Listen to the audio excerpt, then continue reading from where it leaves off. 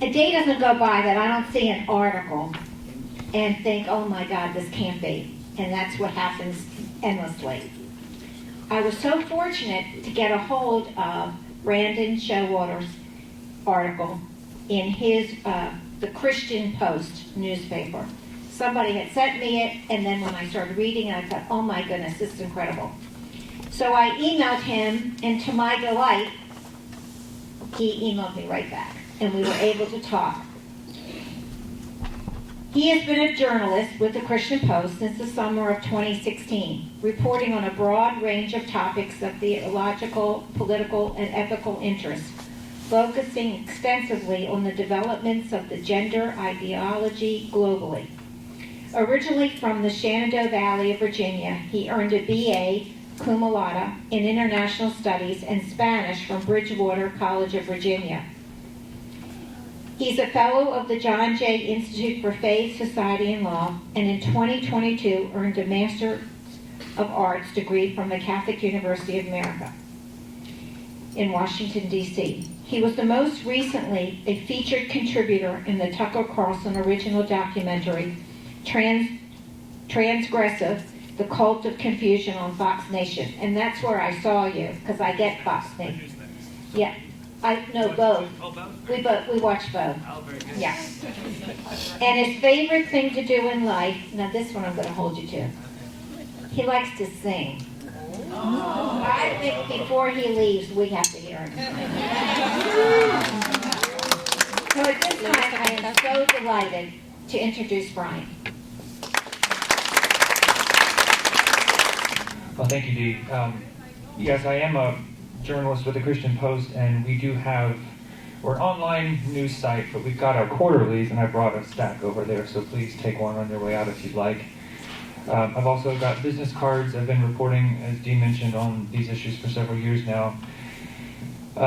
We did chat, and Dee and I did several weeks ago, and she wanted me to come speak to you all about the money that's driving this, because I think, as any good journalist should do, is when you see a movement that's taking over the culture, you should follow the money. And I will be speaking about some of that, but I'll mostly be referring to the work of other people who have done some of that. I've tracked some of the money, but I've reported on this movement more broadly, and if you want to do a little bit of Q&A afterwards where you ask me more specifics about the money, I can refer you to those resources. But I'm going to be sharing a little bit tonight about what it's been like as a journalist on the front lines of the gender issues here in D.C. and the hope that animates me amid some truly troubling things.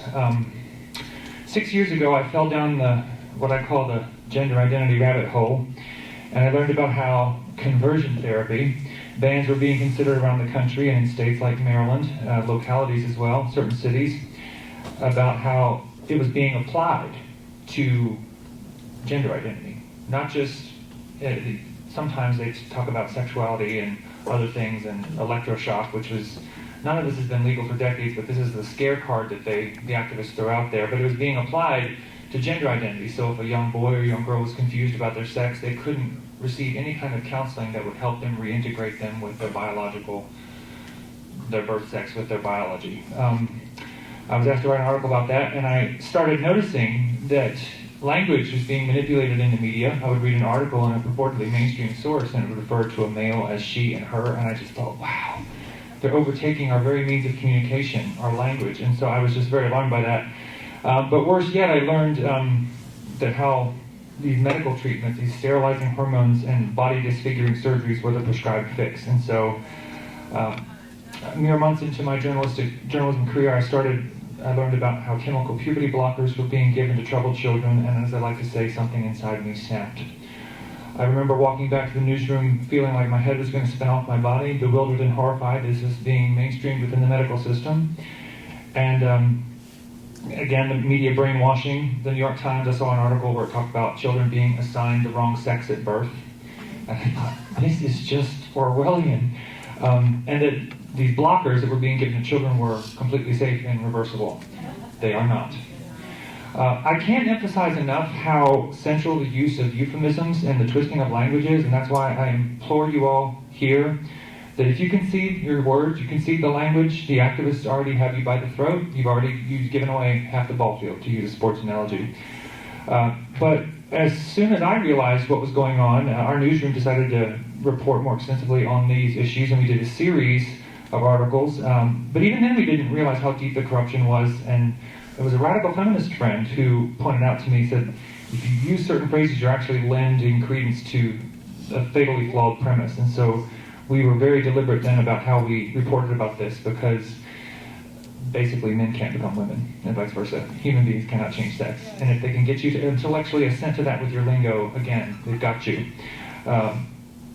And biology, to paraphrase one of my favorite atheist evolutionary biologists resisting this ideology, is our collective tether to reality. This is reality's last stand. We're now seeing more and more what are known as detransitioners start to speak, detailing their stories in alternative press and on YouTube about how their bodies and psyches were gravely harmed by these hormonal and surgical interventions, and how the supposed experts who held themselves out as professionals were the cure-all. Many speak of how they were rushed into these transitions and the speed with which they were able to obtain hormones. 30 minutes at a Planned Parenthood telehealth call. Referral letters to have their breasts removed with astonishing speed. And we're going to be seeing a lot more of them soon because, as is documented in Abigail Schreier's watershed book, Irreversible Damage, which she mentioned earlier, according to the American Society of Plastic Surgeons from 2016 to 2017, the number of females who underwent cosmetic, medically unnecessary gender surgeries quadrupled. And the numbers have only increased ever since. On that note, I would recommend that you all check out a new documentary that was just released a few weeks ago by my friend Jennifer Law. It's called The Detransition Diaries, Saving Our Sisters. It's out on Vimeo, like $5 to rent it. Center for Bioethics and Culture, and it profiles 3 women who all of whom went on hormones, one of whom had their breasts removed, and they lived to tell about it. It's really excellent. There's also a film she made that before that. It's available on YouTube for free called Transmission, What's the Rush to Reassign Gender? But back to the corruption of language. It isn't just in the press, though I think it's most consequential there because the media serves as a protection racket around the medical facilities committing these atrocities. But it's also in the doctors' offices themselves. A detransitioner man told me 2 years ago that when he would go into his appointments, the gender clinicians would never even use biologically accurate words for his anatomy. And the first nurse practitioner he met on his first visit reportedly told him, if you think you're trans, you are trans.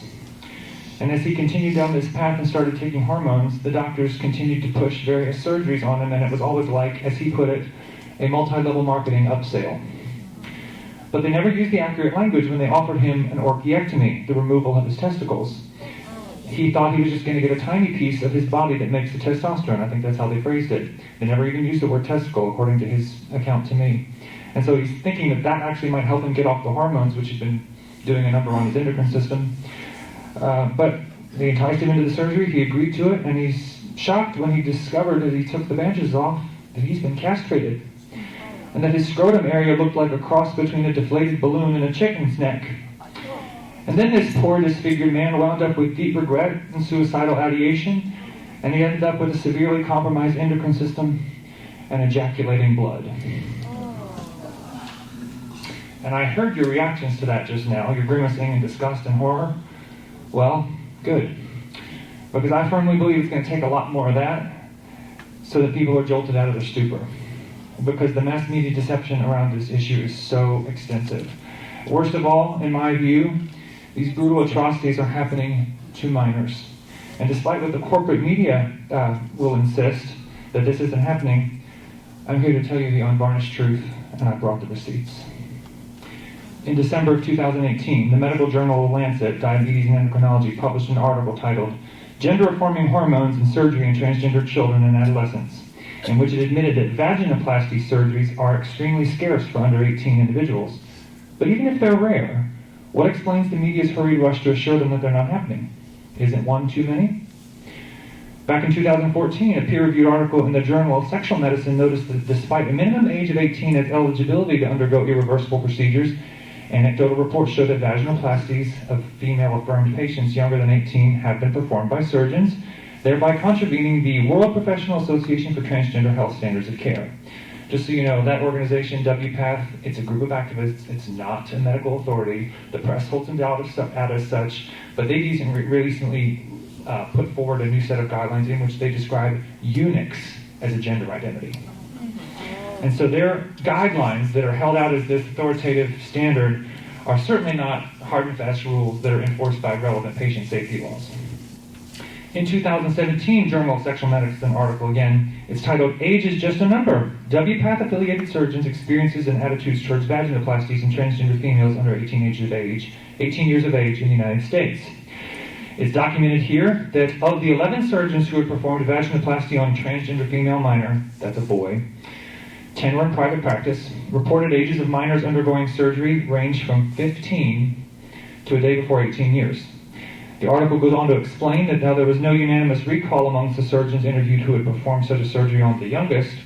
One surgeon stated that a boy who had been operated on was just on the cusp of turning 16. Isn't 16 a minor? I think it is. What about double mastectomies on young women, including minor girls? These have been happening for several years now, and the numbers are rising. Again, according to the American Society of Plastic Surgeons, even amid widespread COVID lockdowns, the number of these gender surgeries on females rose during 2020, approximately 15% higher than from 2019. In a May 2018 article that was published in the Journal of the American Medical Association Pediatrics version, titled Chest Reconstruction and Chest Dysphoria in Transmasculine Minors and Young Adults, Comparisons of, I believe, it's post-surgical cohorts. Excuse me.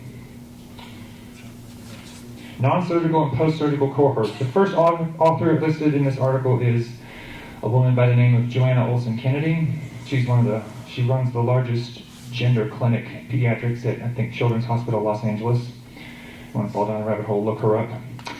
And she documented the experiences of 68 post-operative girls about how they felt after their breasts were amputated. And the data table clearly shows that at the time of their surgeries, 33 were under the age of 18, 5 of those girls were 14, and 2 were 13.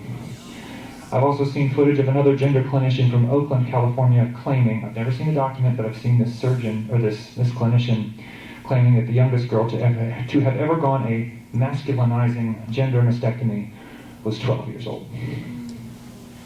Earlier this year, the Journal of Clinical Medicine documented that at one gender surgery center at Boston Children's Hospital, which was in the news recently, dozens of girls have had their breasts removed.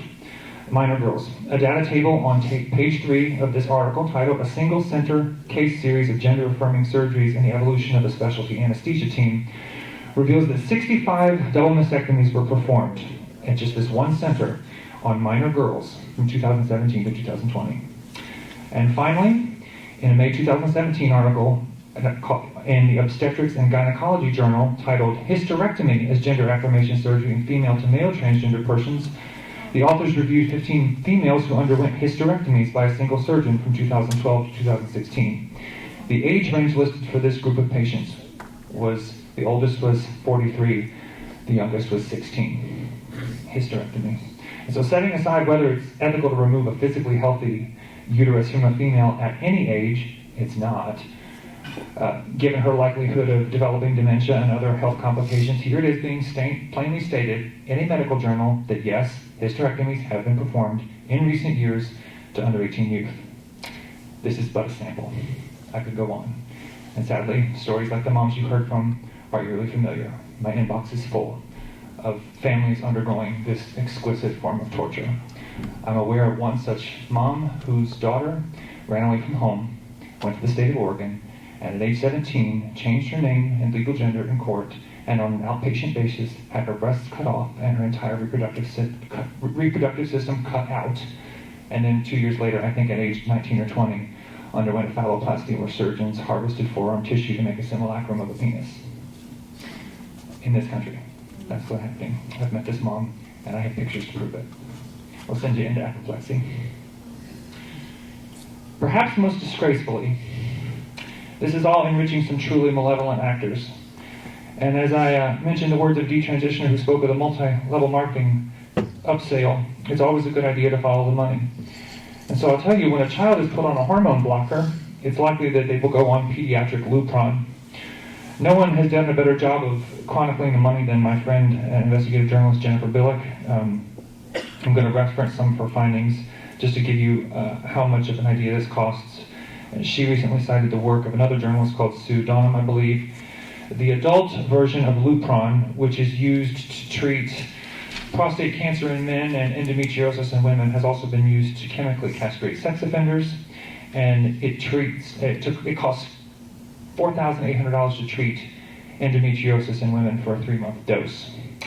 The pediatric version is $9,700 for the same dose. A subcutaneous implant to deliver this drug to children is $35,000. A similar implant for adult men battling prostate cancer costs $4,400. And so we're talking about tens of thousands, if not hundreds of thousands of dollars, depending on how many years they're being used. And so if 100 children took these drugs for 7 years, that's $27 million in drug sales. That's just the blockers. If you go to experimental medicalization, you'll be on it for life. And at Planned Parenthood, they will give you testosterone within half an hour, based on your own self-diagnosis. You don't even need a therapist note to say so. I have personally called Planned Parenthood and asked them for estrogen, and they were willing to give it to me right away.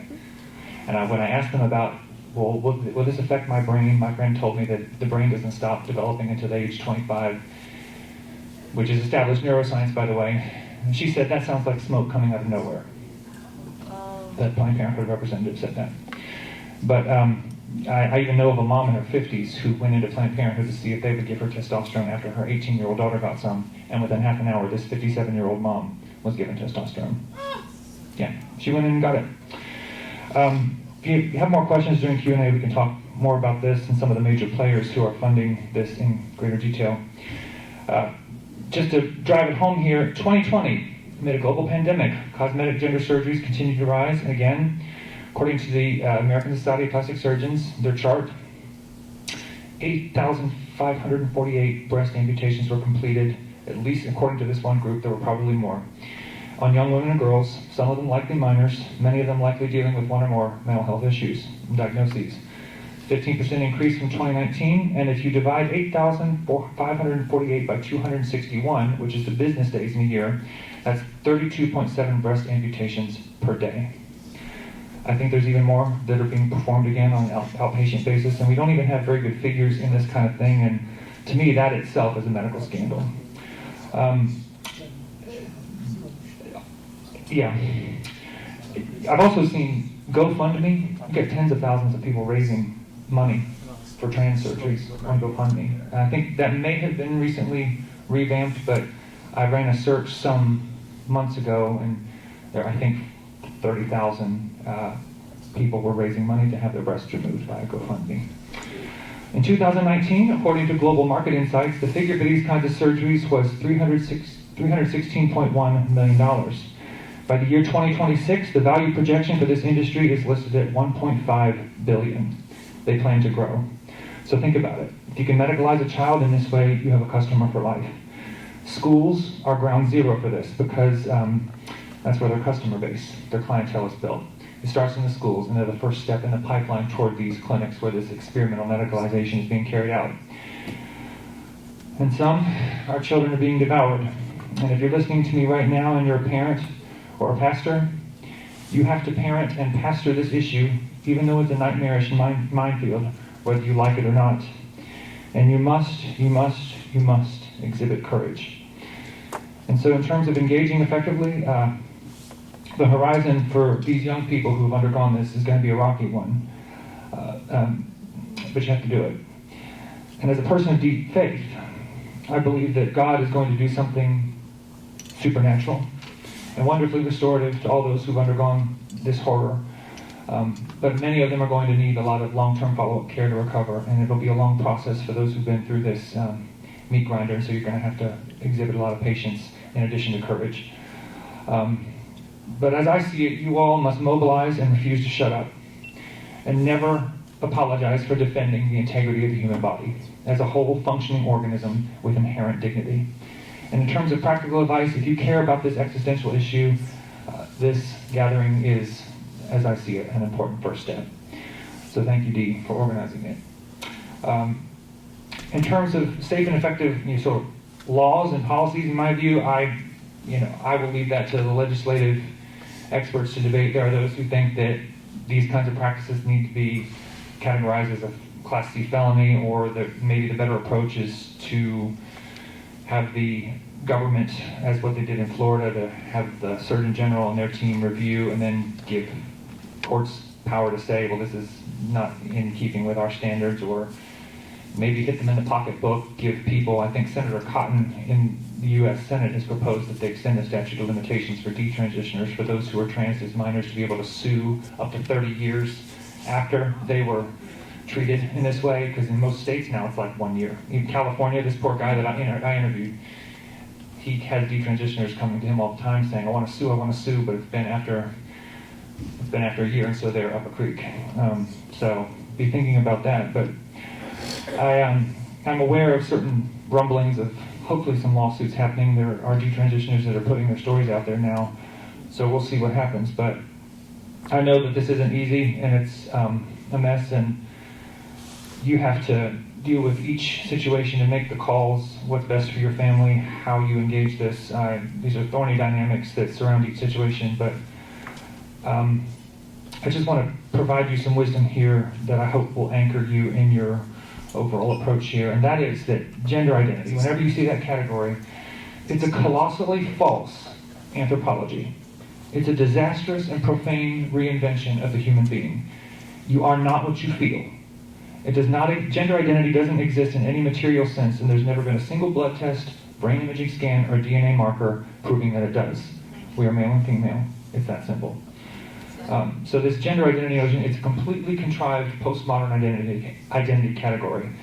To use a theological word on you, it's neo-Gnosticism. And so, second piece of advice I have is don't allow your tendency toward compassion to be weaponized against you and forestall you from ever speaking the truth. And this is such an insidious thing that I run into all the time, especially well-meaning people, Christians, other religious folks.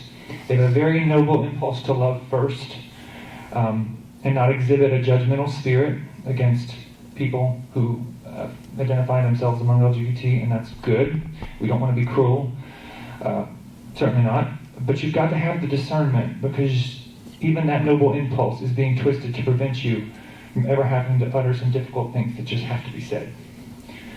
And as I survey the landscape, so many people are not hearing the truth at all. It says in the book of Hosea, for lack of knowledge my people perish. Well, a lot of people perishing out there. So I implore you, muster up some courage and start telling the truth. Thank you.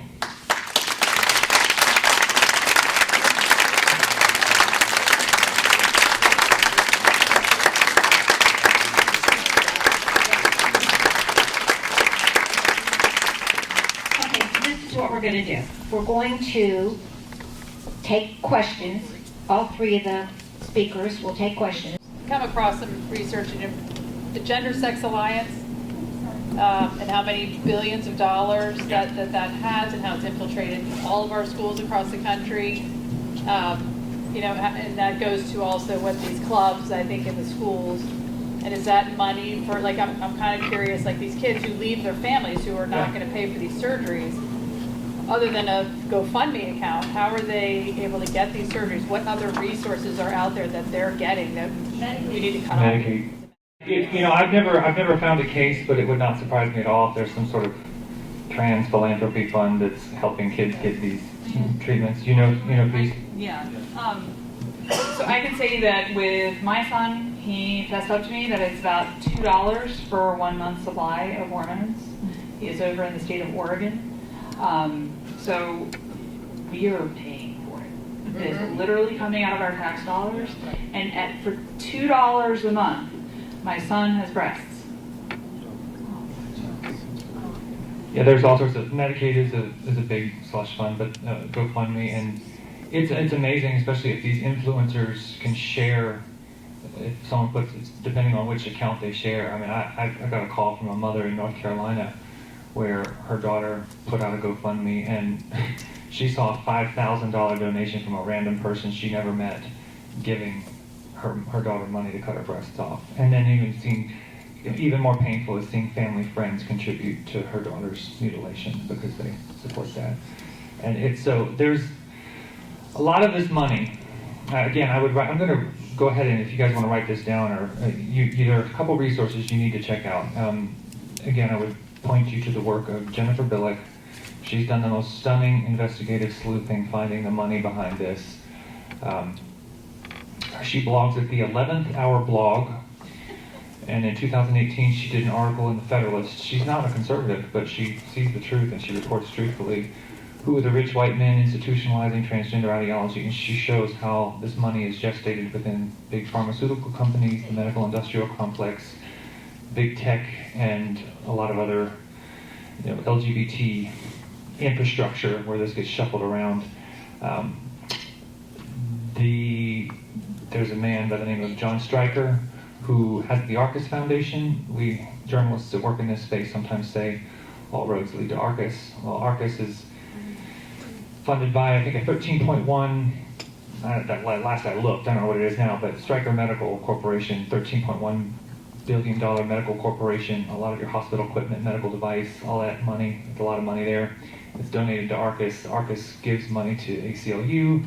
Then the ACLU files lawsuits against states like Arkansas, which is currently on trial this week because they tried to ban the chemical and surgical transing of kids. And so immediately the ACLU files a lawsuit, and they're now fighting to keep their law that you can't do this to children.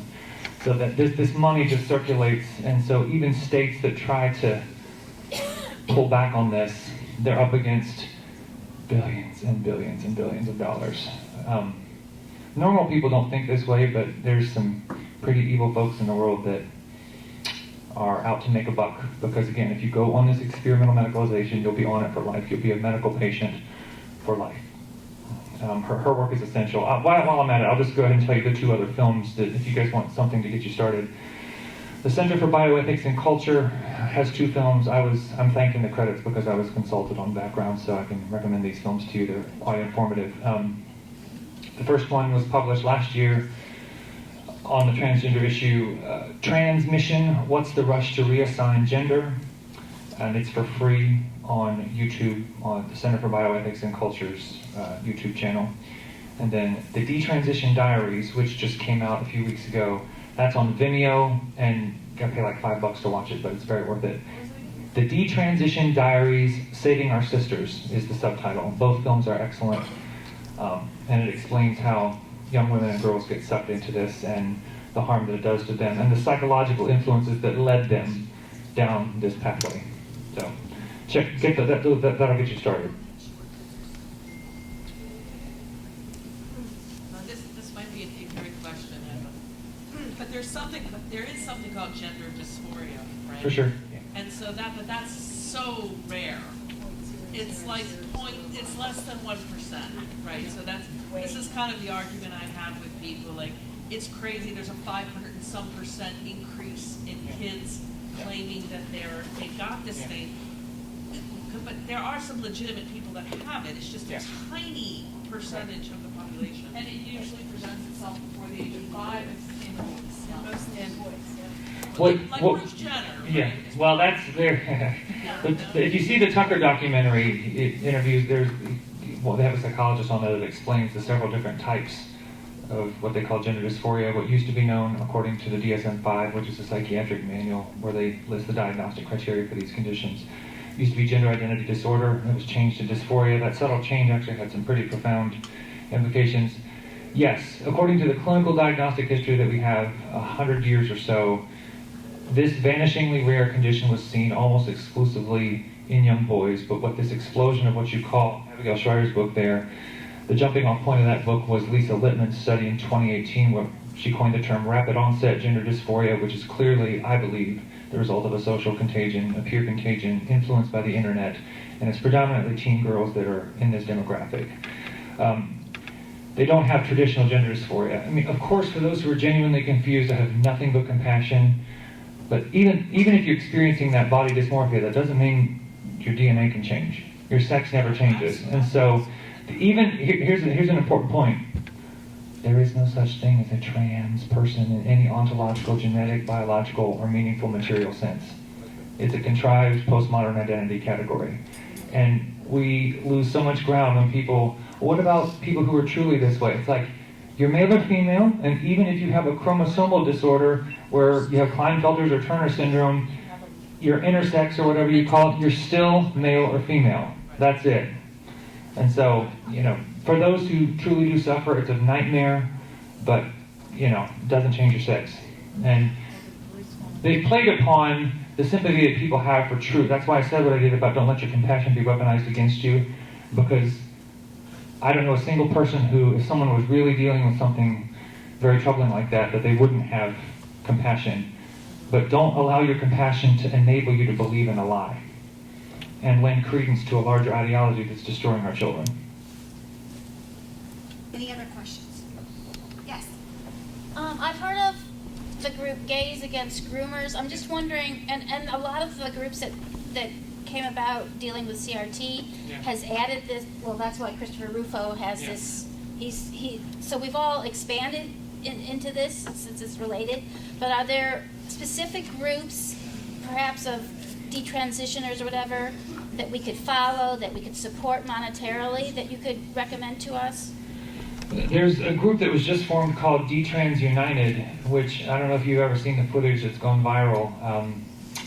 Chloe Cole, she was trans as a minor, and she's been testifying in various state legislatures. Congresswoman, I think you mentioned Congresswoman Marjorie Taylor Greene hosted her recently.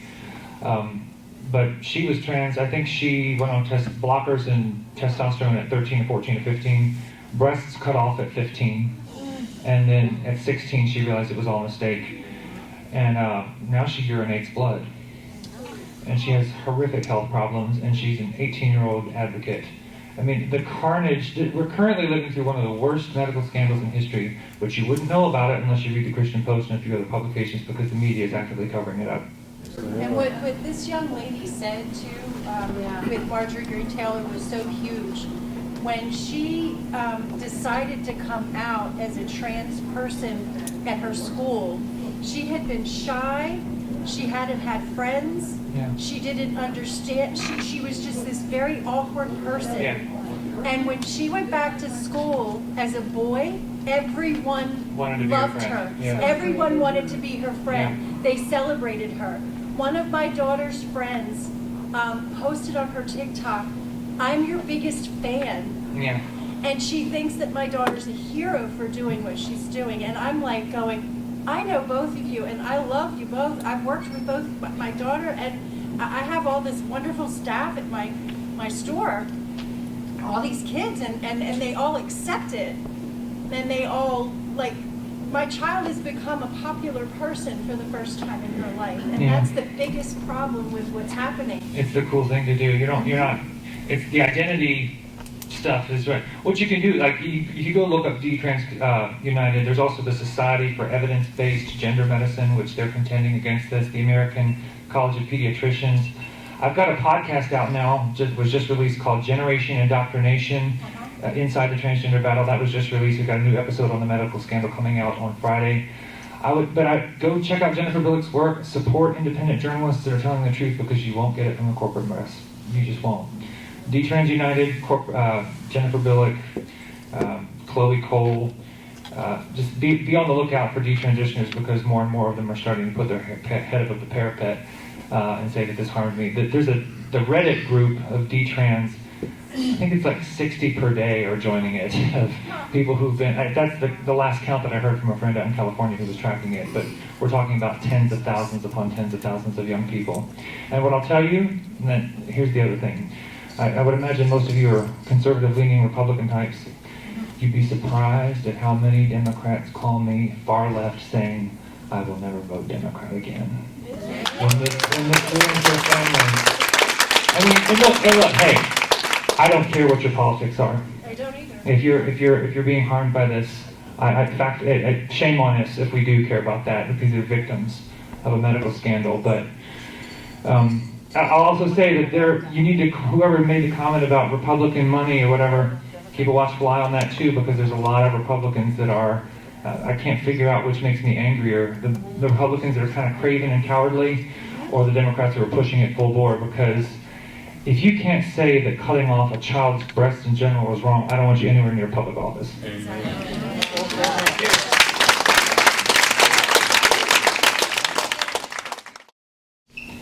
Okay, so what you're going to see here is Matt Welsh, who did the movie What is a Woman?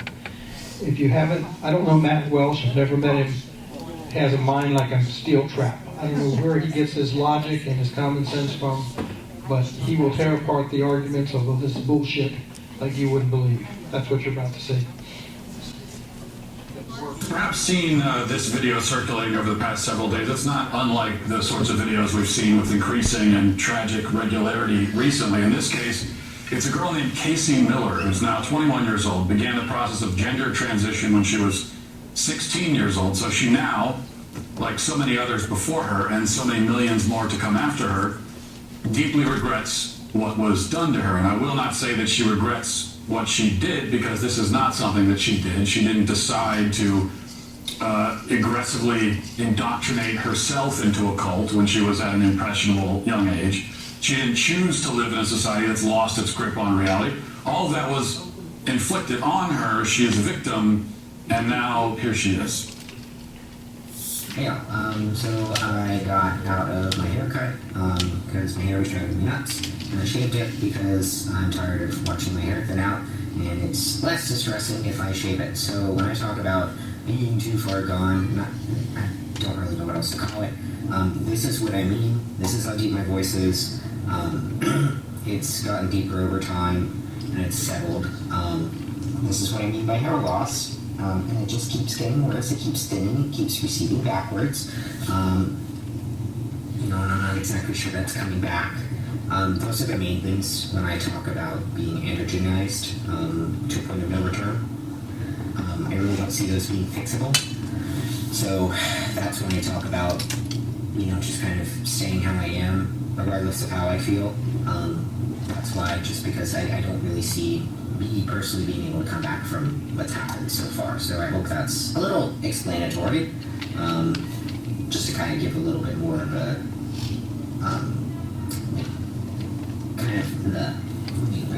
just to kind of, talk about, give more awareness to the situation, kind of, so you can see where I'm at. Words are not working well with me right now. I'm just gonna cut this off. There you go.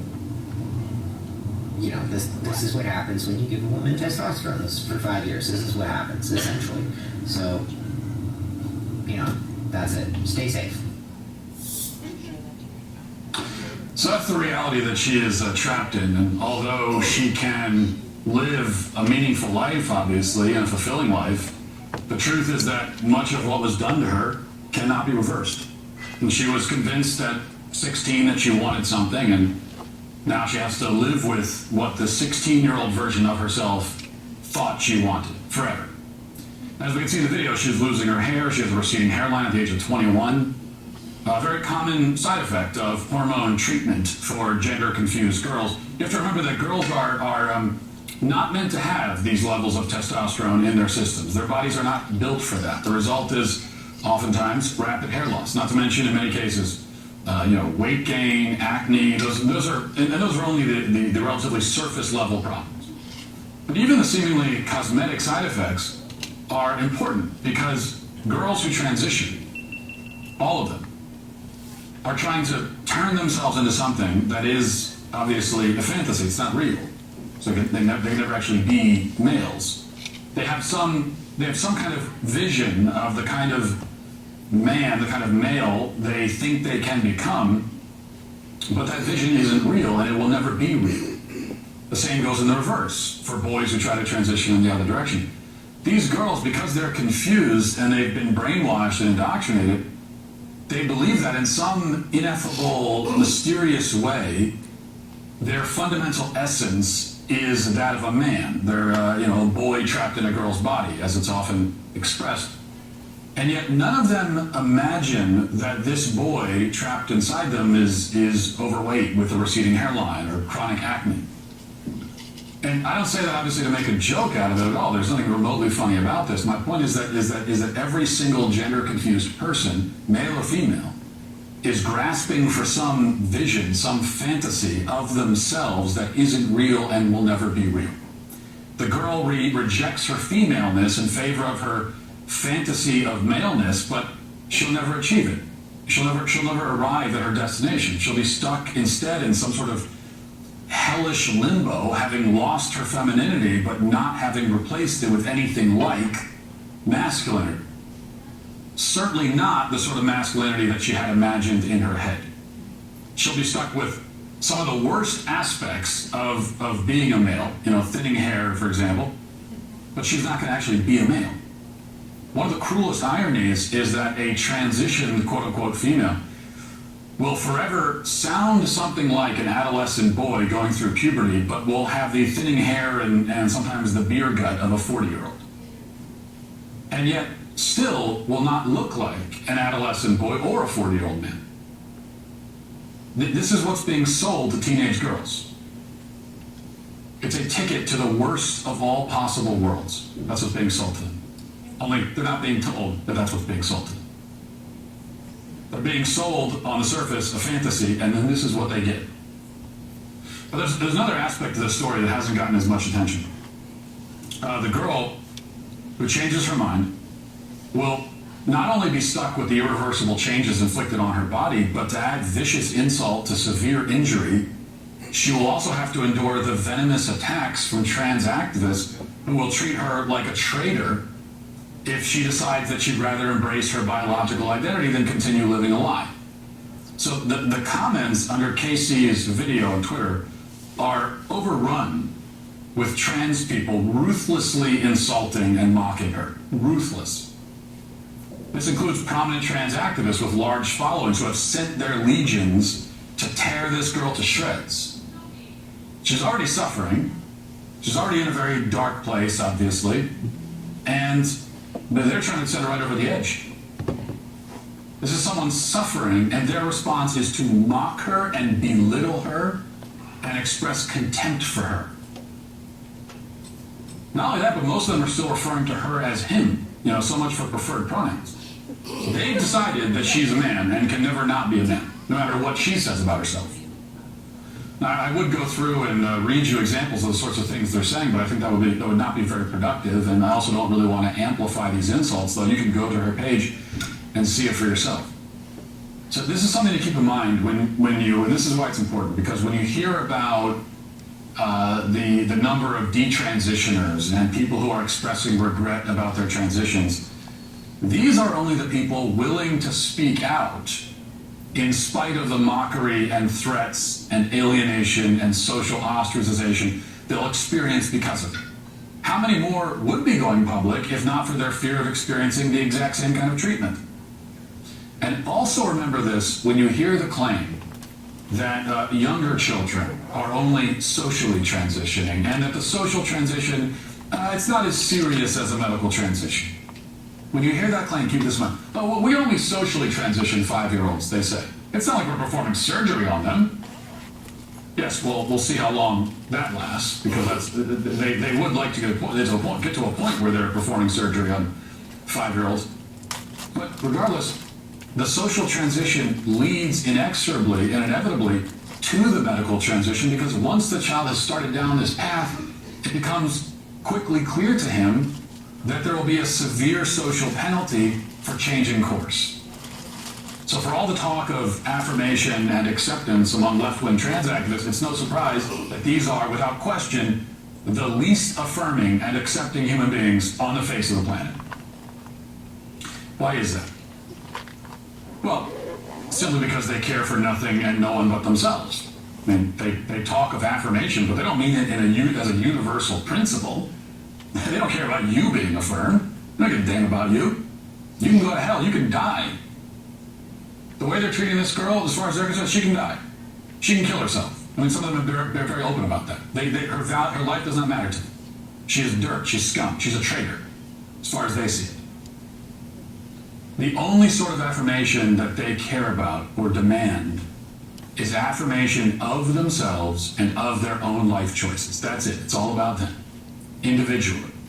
As they see it, the entire human race exists purely for this purpose, to affirm them and make them feel better, and nobody has any other purpose on earth but that, which is why if you don't do that, if you don't affirm, then you can die too. Your life has no meaning, because your only purpose in life is to affirm them personally. It's the only reason you're here. A detrans person then is the greatest affront of all, because she makes the trans activist feel bad about his choices. She lays bare the truth behind all the lies that he tells himself and the world.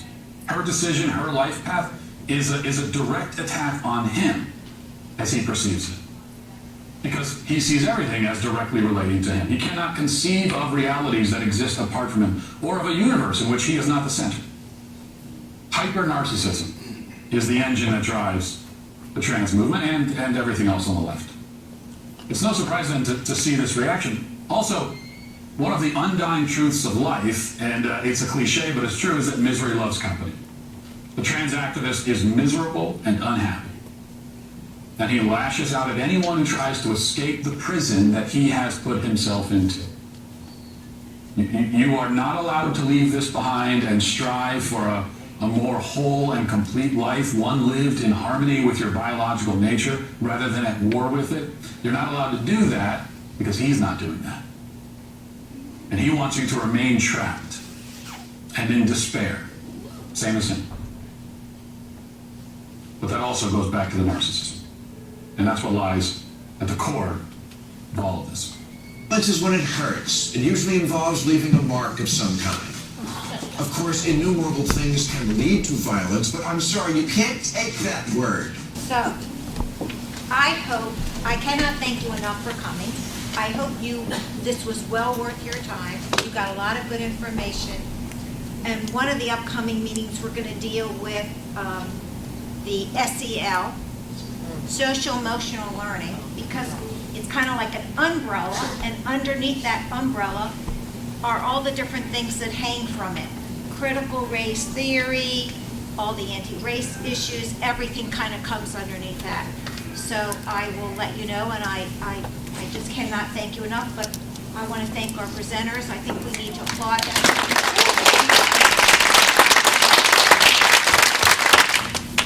Please take these. I've got my business card if you want to talk about more resources. I've got an electronic document of a lot of stuff that if you're interested in further reading or things to watch, just email me and get hooked up. I'll just say that video of the poor D-trans gal got over 4 million views online. People are starting to wake up, but the carnage is going to be brutal. Okay, don't forget, I need people to give out the blue book ballots. So make sure when you leave, you'll take some, however you can get them out there. This is a fight. We're all in it, okay? We need our political figures to be voted into office to help us deal with these issues. That is our only hope. Thank you. Thank you. Thank you, everybody.